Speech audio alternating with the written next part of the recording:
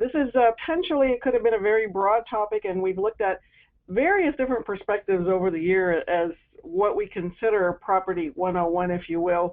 So today I've chosen to take a slightly different approach than what we've heard before and look at it really from what I would call a 50,000-foot view. And I'd like to start by trying to answer the proverbial question, what is it that we do? So looking at from a Property 101 standpoint, starting at the beginning, when asked the question, what is it that you do? I think we all sometimes struggle with how do we answer that question? What is it that we do? Do we manage equipment? Are we inventory control specialists? Are we asset management? Do we handle material management? Are we in logistics? There's all kinds of different titles that we go by, regardless of whether we are brand new to property or we're seasoned professionals. Having a brief description of what we do in our profession, in our position, in our roles is really important. In asset management or property management, and by the way, you'll hear me use those terms probably interchangeably. Over the years, we've tended to use the word property management more, and there's more of a shift to a broader term, asset management. So if you hear me use those interchangeably, understand that I take them both to mean very similar things within the context of what we're discussing today. So looking at, what is asset management? Interestingly enough, there are various different definitions. If you were to go online, we even have a different definition from what is online within the Fundamentals of Property Management textbook. There we say it's the exercise of restraining or governing influence over acquisition, use, and disposition of personal property. Personal property not being necessarily what we as individuals own, but what our organizations own as tangible assets. Then there's other definitions in terms of asset management, being a systemic or systematic process of deploying, operating, maintaining, upgrading, and disposing of assets cost effectively. So there can be specific definitions, there can be very broad definitions. I really like the definition where I just stated systemic process of deploying, operating, maintaining, upgrading, and disposing of assets cost effectively. And I would add to that in a way that mitigates or minimizes risk to either us personally, our organizations, and or our clients or customers. So in looking at that, I think it's really important to keep in mind that really all this is a coordinated activity, and it can be broad in scope or narrow depending on the structure of your organization and the type of organization or entity for which we work. So looking at property management system, and by system I mean a combination of people, process, online systems, regulations, etc., not just the online portion of it. It's really one of the core business processes in any organization. Whether it's a small company or a large company, it really is a core process. We all have differing amounts and types and value bases for our assets or our property, and all of that is going to influence the degree to which we have a rather simple all the way to a very complex property management system. But it needs to exist. We all have assets, we all have equipment, say, and we need to control and use it, preserve, protect it, maintain it throughout its life. And there's a lot of expenditure that usually goes in. In fact, the property management system is typically one of the top significant systems or processes within an organization. There are others such as your financial systems, your accounting, human resources, facilities, and certainly property management ranks right up there. It really fits in. We have to manage our assets, whether it's for purely academic business reasons or whether it's because you have signed a federal contract and you have explicit requirements that you must follow. per the terms and conditions. So the different processes may be interrelated, however, property is one of the core processes. So we all work in different business environments. One of the questions that I hear quite often is, well, you work in a university, how is that different from working in a publicly held corporation, in a for-profit organization? Yes, we have some fundamental differences in terms of what we do, in terms of our service, in terms of our product, if you will. However, there's a common theme from the property management perspective, in that whether we're a federal agency, a state or local government, perhaps even an international business, these days organizations are global. We're not just locally limited in terms of our space, our personnel, our equipment, where we conduct business. All of those things add to how we manage property within that complex type situation. So whether we're small or large, educational or non-for-profit, non-for-profit, etc., the common theme from a property standpoint is really managing assets. What we have to do, to whom we have to report, what we may have to report, how often we have to do certain transactions. There are certain fundamental things that need to happen, and we'll look at those a little closer, at least a few of them, as we go through our talk this morning. So there are definitely common themes there that cross over regardless of what type of business environment we're in. And from an individual property professional perspective, there are commonalities between how I do my particular business process versus how they do it at another university, or how they do it at one of our subcontractor facilities just down the road. The whole property system, in my opinion, whether you're a small or large organization, really needs to be robust enough to support the business needs of the organization.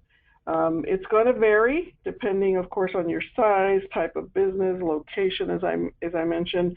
Customer base, I think, has a lot to do with it, whether you're to whom you provide a service or a product, whether they are only commercial entities, whether they're private, federal government. There's going to be some underlying differences in the source of the requirements that need to happen, but fundamentally it needs to be robust enough to make sure that within your organization you have the proper level of stewardship, you meet the compliance requirements that you have agreed to meet, legally are bound to meet, and also that you manage that risk. And there's a lot of components to that.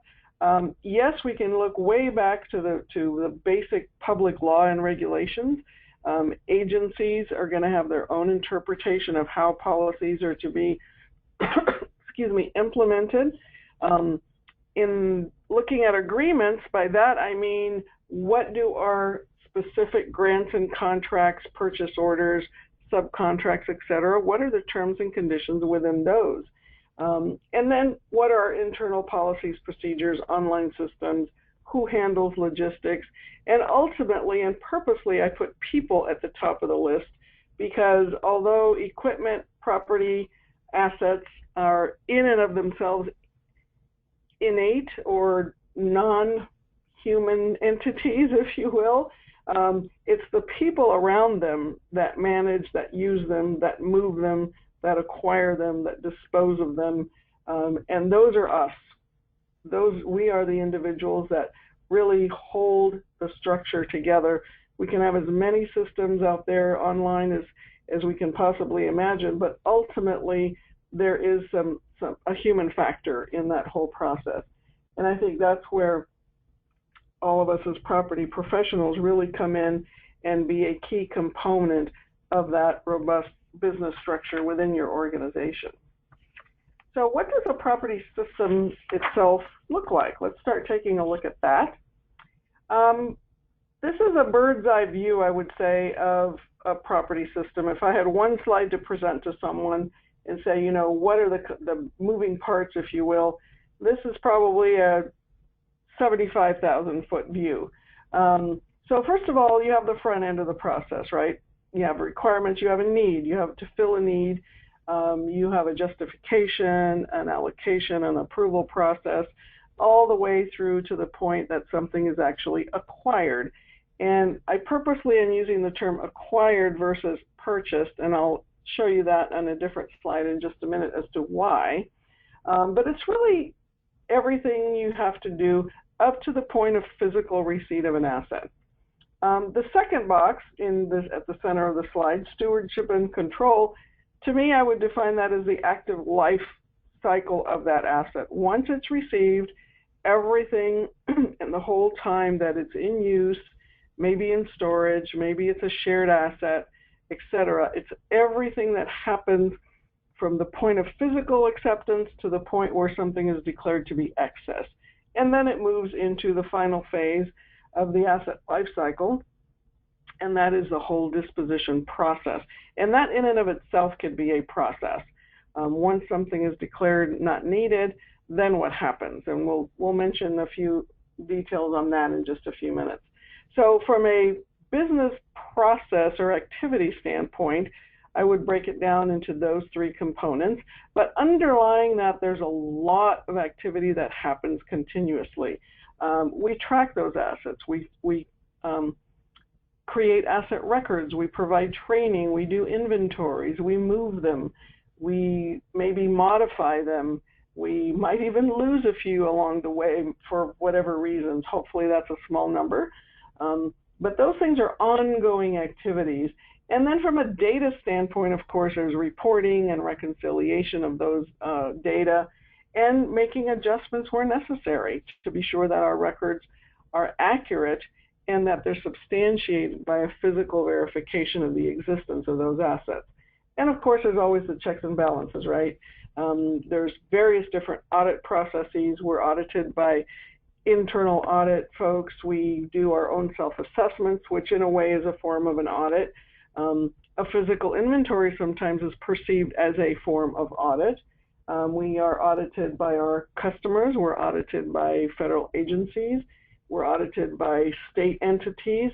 So there's a lot of ongoing checks and balances that happen in order for us to ensure that the process is established, well-defined, it's effective, and it's being followed.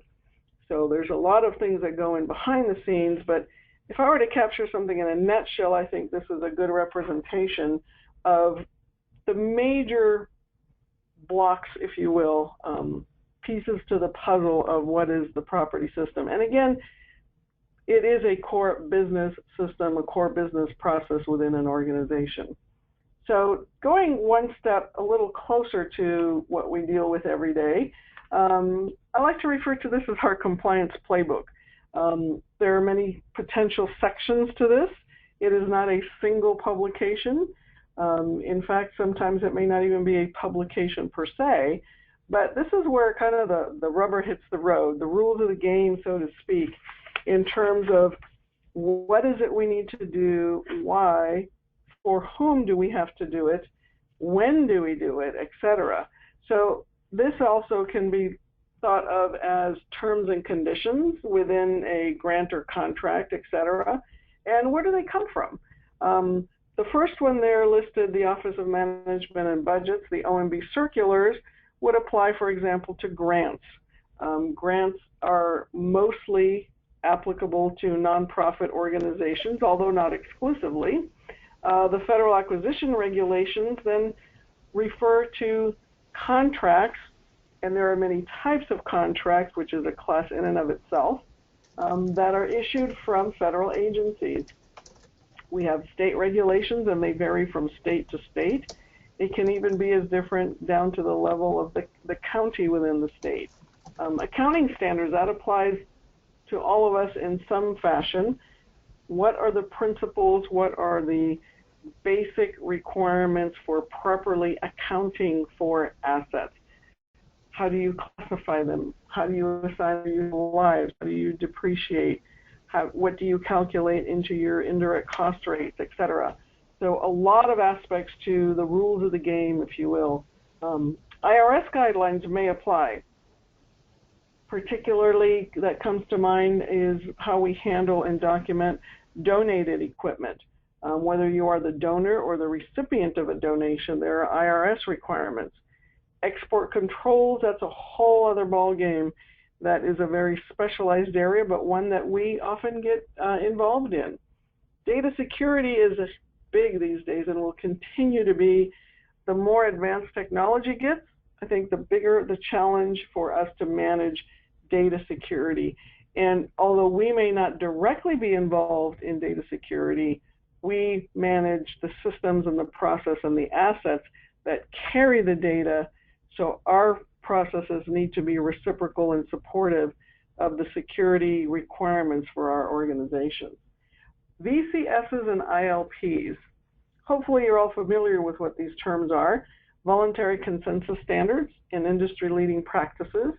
They may not be policy, but they are processes and definitions and terms and requirements, if you will, of how a process could be done based on input from various sources, and those sources having reached agreement as to a common theme as to how something needs to be practiced. So it's one way of looking at it. It's a very good touch point, and if you're not familiar with what those include, within the ASTM organization, NPMA actually is a strong participant in their E53 property committee, and there are, I believe, currently approximately 28 active property standards out there. And look at those. If you're not a participant, that is a great resource for you to be a participant of. And then, of course, individual contractual binding agreements have specific terms and conditions, and that can be very unique and can be very broad, but ultimately that will supersede other requirements, assuming, of course, that there aren't contradictory. Then there may need some negotiation. And all of these then lead up to what are our organizational policies and procedures. So one really builds on the other. One of the major challenges, excuse me, that we face, I think, is in the property arena, is how in the world do we balance establishing policies and procedures that fit? We may have an organization, I can specifically speak here at Stanford, all of these that are listed here, and probably others, apply as our compliance playbook, if you will. So it's a challenge to find the common theme throughout all of them and ensure we have a single stream process or system that can be followed and still meet the requirements of all of these aspects of what we do, what's driving our business. So from all of us in a property standpoint, you can see that no matter where we are, whether we're newcomers or experts, long-term experienced professionals, there's always going to be something to learn. Things change, the dynamics, the interrelationship of these requirements may change, and our body of knowledge that we need to master is continuously broad and something that we need to be really skillful at, because what we do is often very circumstance-based. Specific situation, specific circumstance may mean that you're going to apply a requirement or a definition in a unique fashion. So understanding, and we'll often hear the answer, well, it depends. It's going to depend on circumstance. It's going to depend on some of these requirements that we have to deal with. So taking that one layer deeper, then property system, specifically in the, I would call it for purposes of today, activities that directly affect an asset. Also, we've heard the term, or use the term very often, business outcomes, areas that we have to manage within the life cycle of an asset. This is, I think, a good depiction of what that entails. These are excerpted from FAR 52-245-1 Federal Acquisition Regulations. And so they specifically, you may specifically think, well, these apply only to contracts. Yes, they do. However, in my opinion, really these are generally applicable to all environments. How we do it, when we do these, how we document them may vary slightly, but it really is a good essence to what a property system should include in terms of the life cycle of a specific asset. And ultimately, it's how do we go about providing the best value for our organization and ensuring there isn't undue risk. So we do refer to these as business processes. Each of them then have specific performance expectations. There are turnaround times, there are accuracy levels, there are utilization rates, et cetera, that go along with all of these. But in essence, we use them all and we analyze the data that comes out of the processes to help us monitor the effectiveness of our systems and also continue to find areas in which we can always improve what we're doing to provide the best value to our organizations that we can. So kind of overarching all of that is the need for organizational controls. And although control is sometimes a little bit of a dangerous word to use, by this I think we could also interchange the word policy or required procedures. So what we do, how we do it, how it is followed, to what level we have compliance within our organization, and how we strike a balance between the cost of doing business and the degree of risk an organization is willing to take is really going to set the tone from the top, from our management within our organization. So yes, how we communicate, how we enforce, how we validate and verify we're doing things right. The purpose of organizational controls, again, is to set our own operational standards and expectations of how we do business, when, why, for whom, etc., so that we can be effective in what we're doing. We want to be sure and do the right thing in the right way for the right purpose, and property management certainly fits into that umbrella, because ultimately we want to have assets ready and available for use by whoever needs them for whatever purpose they may need them, whether it's production, research, manufacturing, human subject testing, etc., medical device testing, all kinds of different aspects. So there are generally controls within our organization, and within that there are what is known as a key control. These are non-negotiables. They are activities, actions, events, transactions, if you will, that have to happen.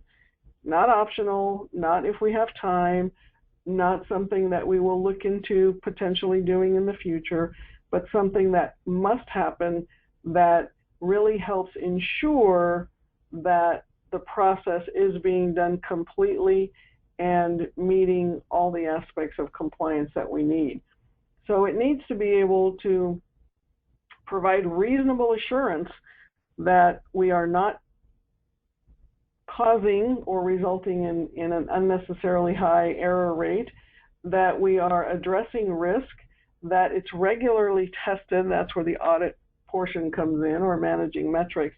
So those key controls, so for example, a key control might be the process that you go through for the acquisition or approval of acquiring an asset. A key control is likely to be your physical inventory event. That needs to happen. That validation needs to happen.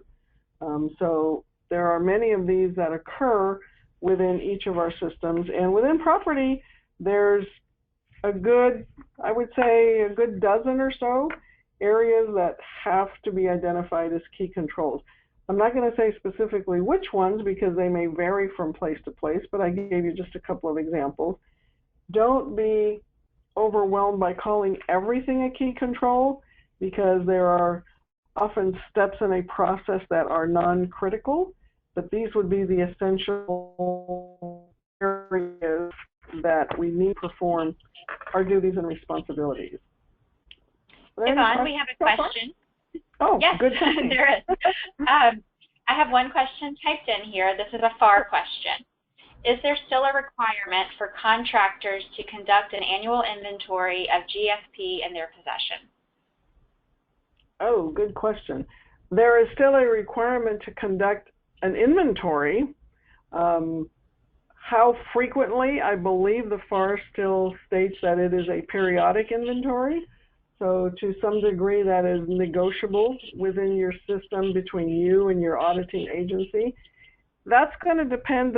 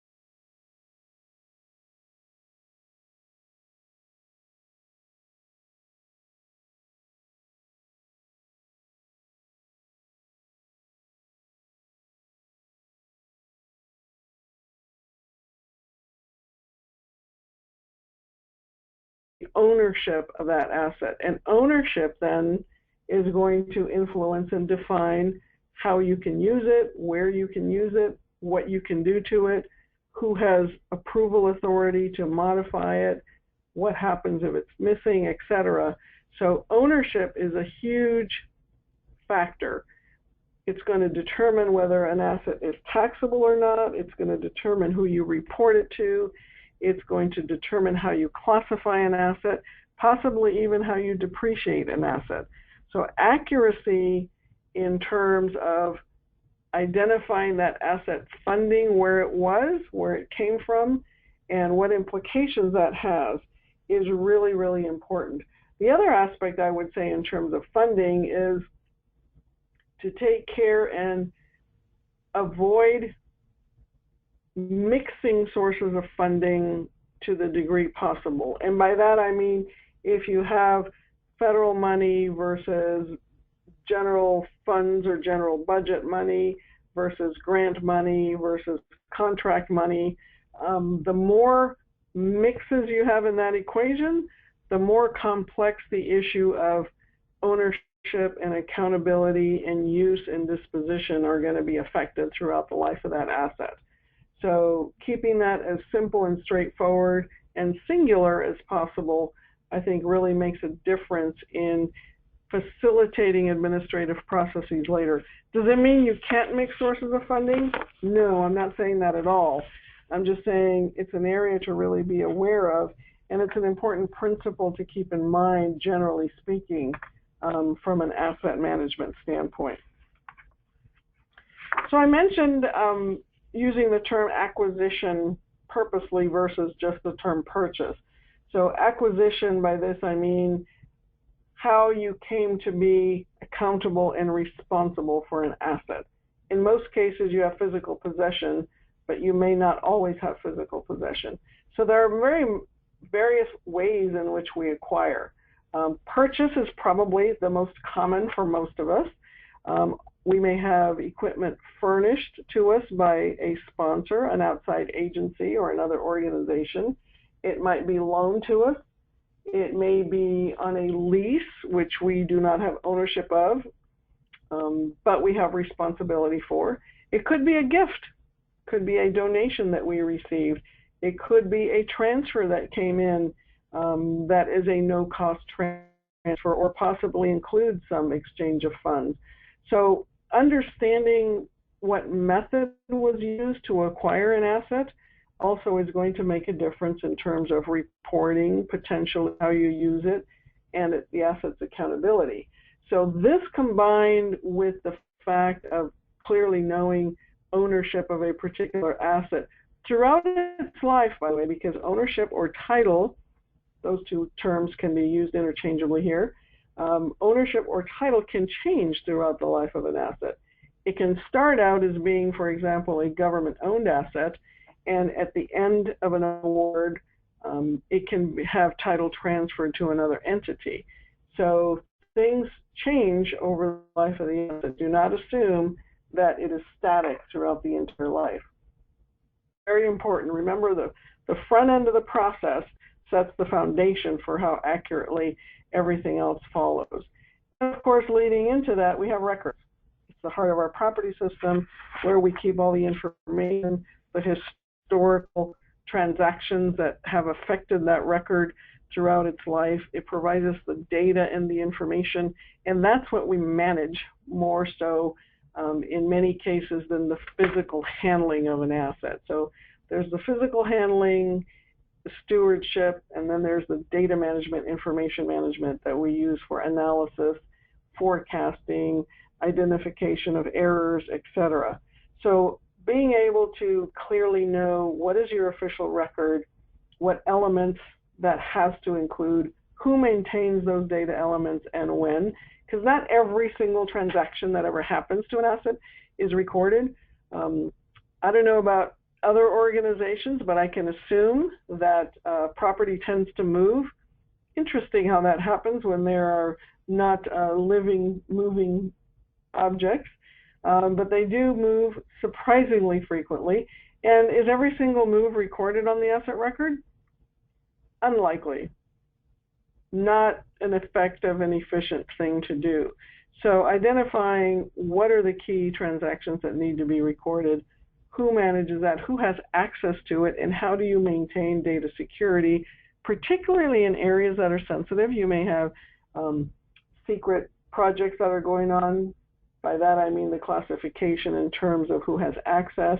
You may have patient privity information that fall under the HIPAA requirements.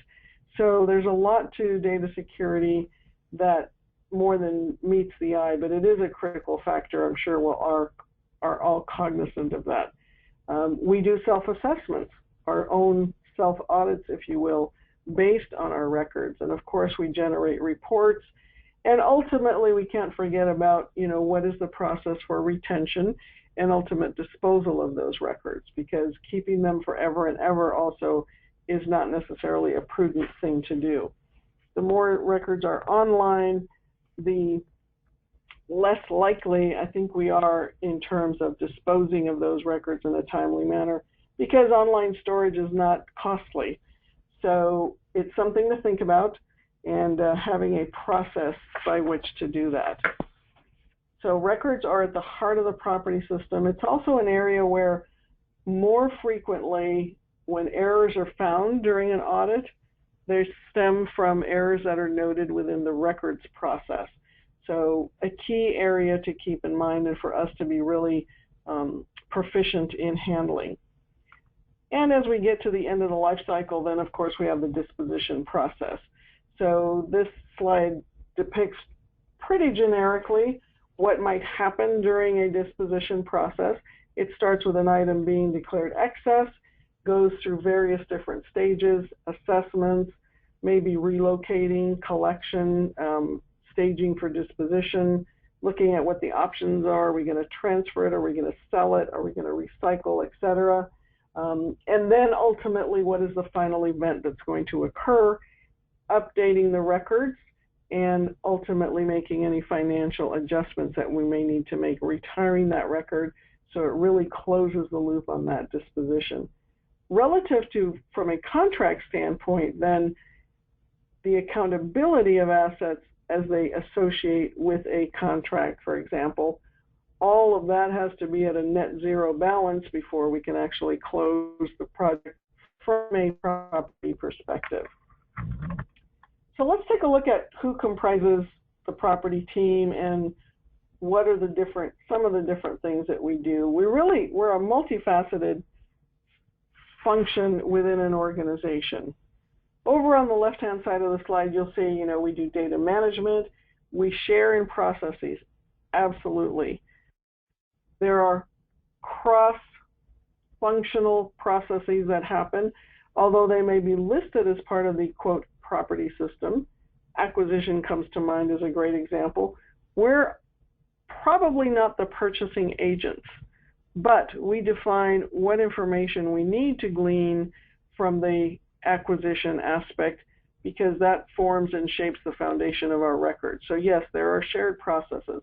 We have to communicate, we have to collaborate, we have to partner in different initiatives, we have to partner in compliance activities, corrective actions where they're needed.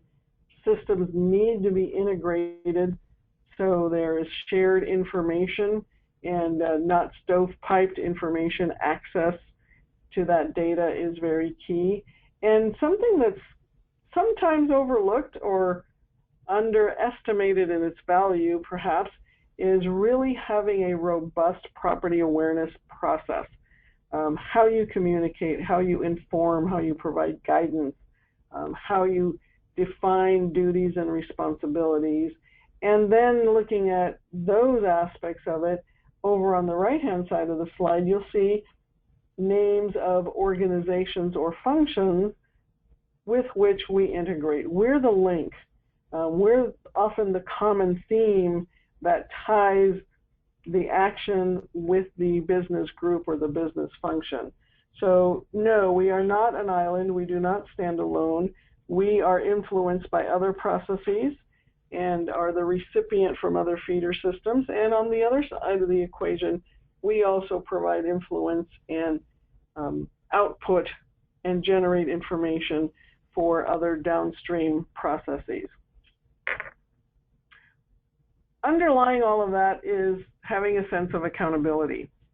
And this is something in many organizations that we all struggle with in terms of how clear is accountability defined, how and what processes are put into place to ensure that it's effective. Sometimes it is a mindset, it is a culture within an organization. Yes, there is the term accountability in terms of, yes, this asset is accountable to this contract, but in my opinion, it really goes further than that. Yes, it's accountability on paper, but it's accountability from an ethical standpoint. Having those clear roles, knowing what the priorities are, hopefully having, for the most part, a non-punitive environment. Mistakes are going to happen, but where does the accountability lie, and what's the opportunity to continuously improve and still maintain a program or a process that has strong integrity? Lots of words. Property has a language of its own. These are just a few of the terms that are very common within property management or asset management. I highlighted in red specifically asset, the items themselves that we deal with, and ownership and or title, using those interchangeably. Those are two very fundamental aspects of everything we do. If we don't have assets, we don't have anything to manage. If we don't know who owns them, that's going to dictate what we can do, where, how, and why. And then all of these other aspects really tie into it. What is our compliance level? Who do we collaborate with? What degree of liability? How do we handle liability? How do we ascertain liability if there is an incident that occurs?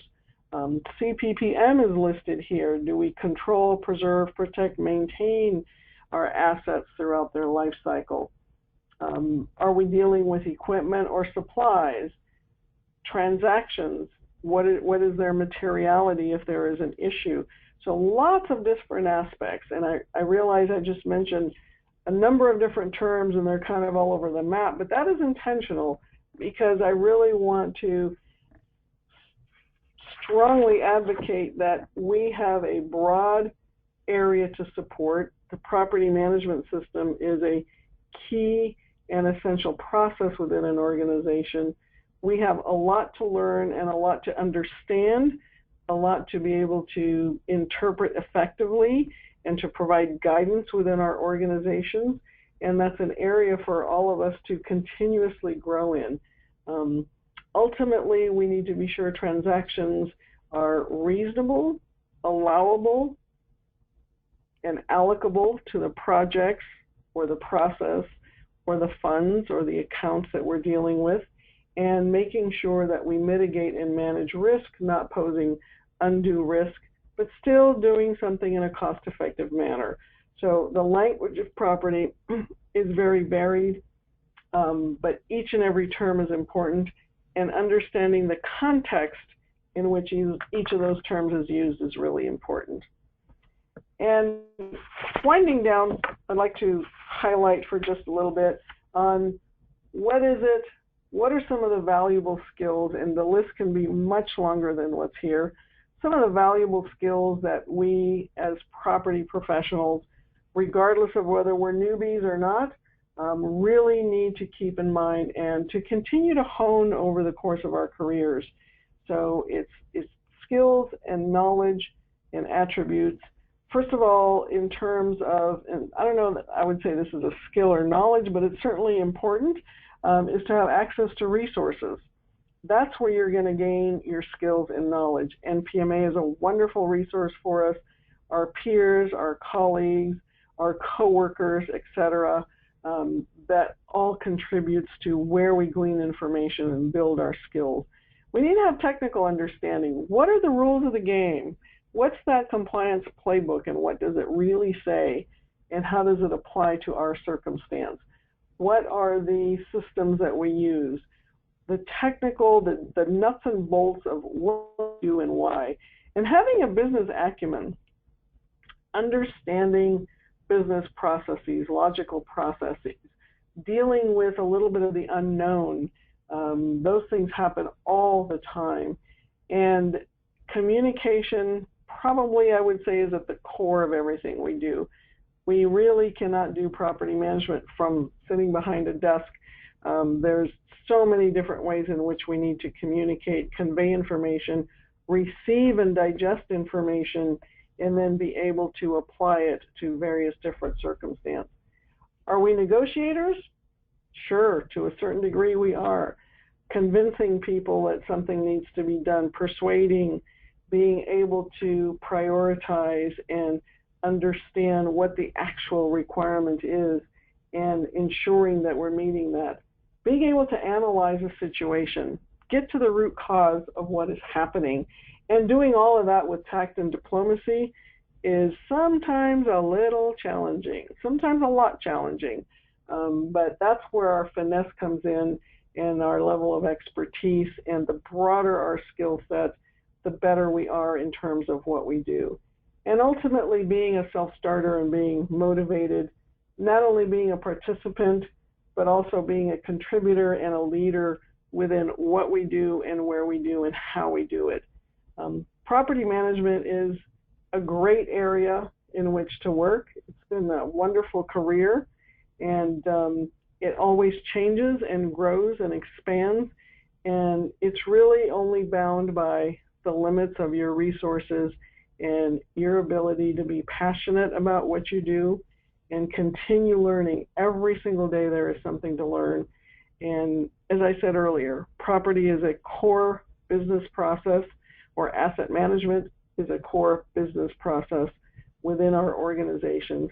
Our job is to be value added to that organization, manage the assets, whether they're equipment, supplies, investments, etc.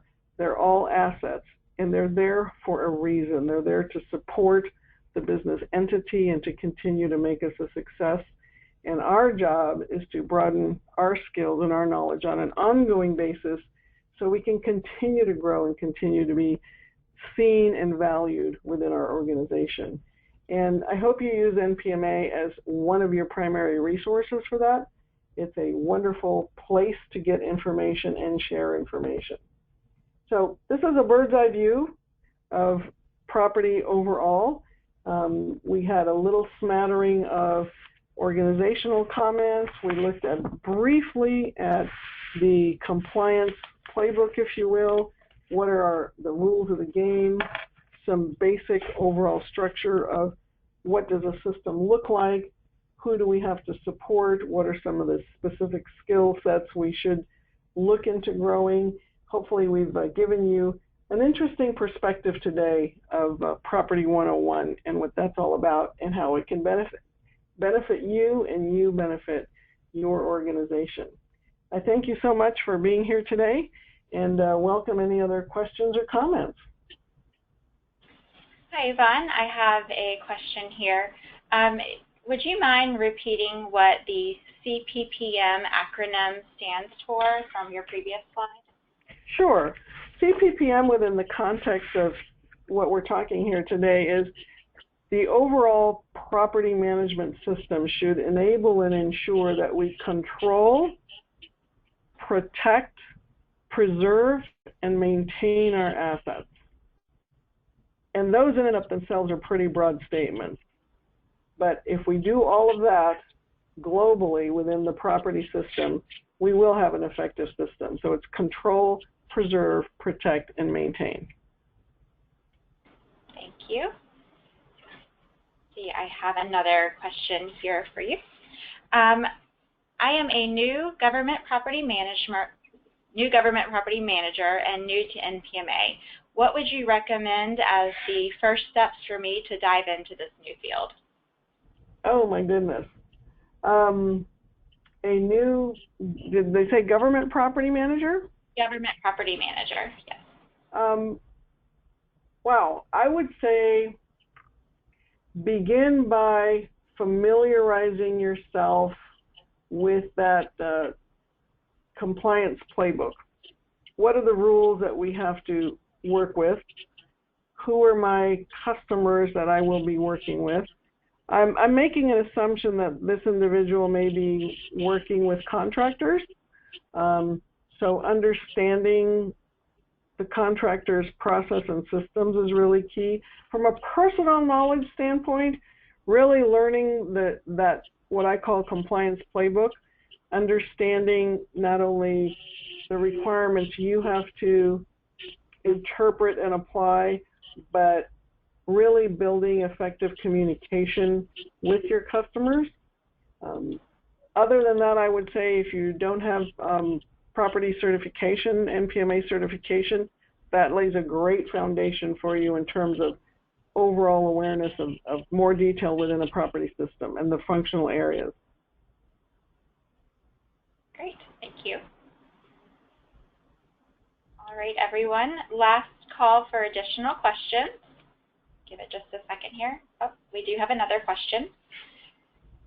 So for grant assets, do you enter the contract information on the asset tag? And if so, who is responsible for entering this information into the system?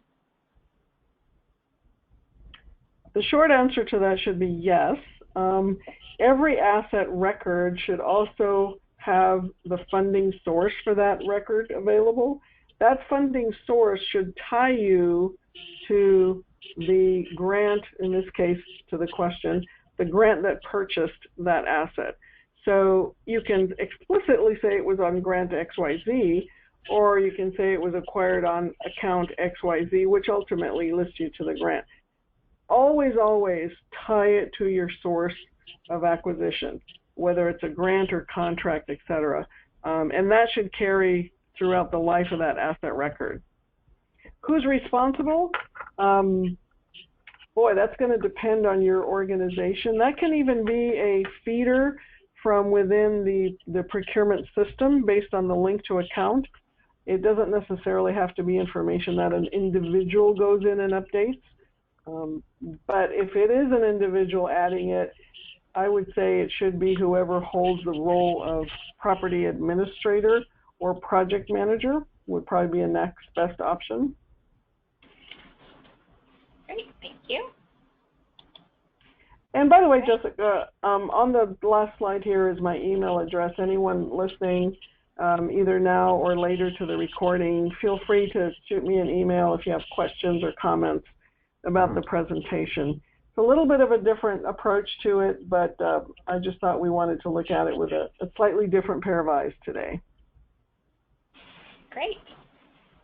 I do have another question, or more of a comment, I believe. Compliance Playbook. I didn't see GSA regulations. You can certainly add that to the list.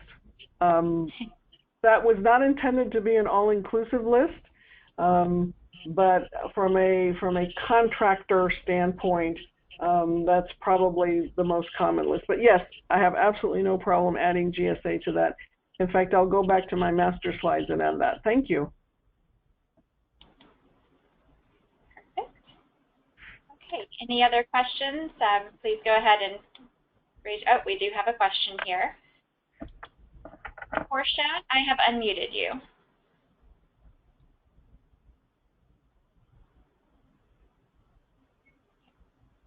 Portia, are you on the call? Yes? I was wanting to know what VCS stands for. She mentioned VCS and IPL, industry leading practices. Sure. VCS is Voluntary Consensus Standards, and ILPs are Voluntary Consensus Standards.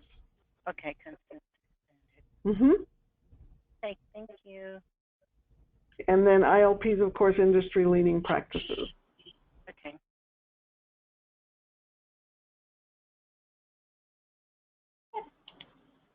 Okay. Anyone else want to raise their hand? Feel free to do that now.